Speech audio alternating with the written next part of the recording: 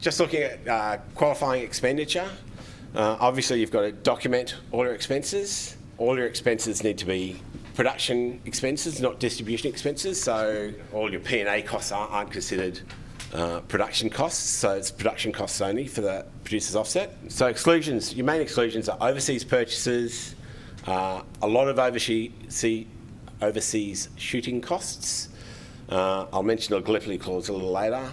Your financing costs, and then small things like your wrap party and your donations and things like that are all excluded. They're not considered quotable expenses. The above the line costs, which are key creatives, your producer, director, writer, there's a cap of 20% on those. Your development expenditure is quite often subject to a high level of scrutiny, so they look at it to make sure there aren't financing costs. Like if you went overseas to try and meet an investor, that wouldn't be included.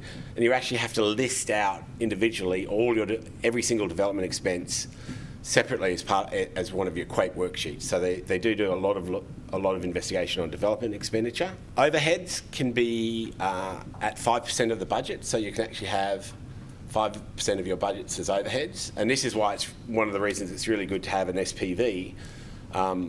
If you can basically invoice from your production company down to the SPV for overheads, where if you haven't set up an SPV, then it's still possible to get overheads, but you can't issue an invoice to yourself.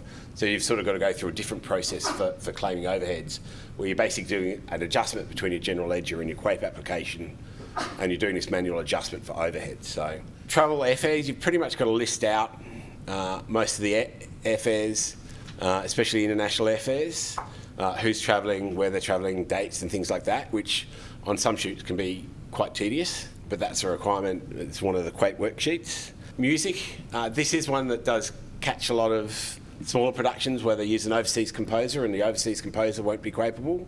The Gallipoli clause, so the Gallipoli clause, which is unfortunately going out 1st of July, did allow you to claim some overseas shoot costs. If you took people overseas, then you could still claim their wages. Some accommodation was claimable, but catering wasn't. If you took a taxi, it was claimable, but if you hired a car, it wasn't. There's a whole series of rules around the Gallipoli clause. Deferrals versus incurred. So if somebody says they are deferring their fee, and the word deferring is sort of a bit of an evil word because of the producer's offset. So if somebody actually says, oh look, I normally charge you 50 grand, I'm going to charge you 10 grand and defer 40,000 of my fee. A deferral actually means you would be paid out of the future profits of the film, which means you might not get paid if the film doesn't make money. And so from a producer's offset point of view, you can't claim that 40,000 as an expense because it's contingent on future events. It doesn't meet the definition of an expense that's been incurred. So deferrals are not very common anymore. Costs subsequent to the financial year.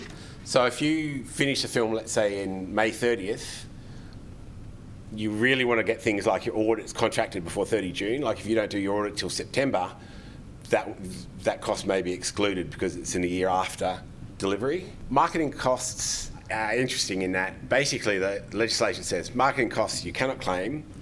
However, we'll let you then claim publicist costs, poster costs, some film trailer costs, some web costs. So they basically exclude everything, but then add about half a dozen costs back in that you can claim as QUAPE.